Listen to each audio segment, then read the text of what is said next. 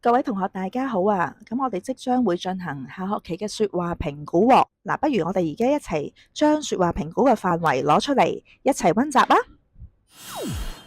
第一同埋第二部分我哋已經考完啦，我哋直接去第三部分啦。而第三部分係回答課文問題，問題就係呢一啲啦。A， 為什麼爺爺稱說明書做啞老師？咁你就要回答。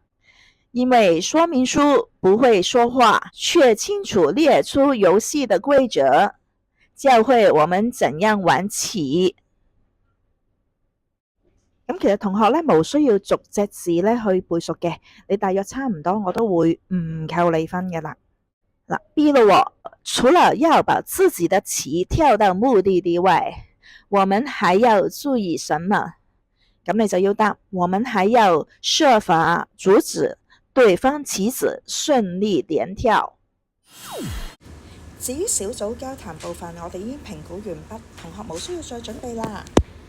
咁以上就係準備我哋說話評估嘅注意事項啦，請大家同學努力溫習，拜拜。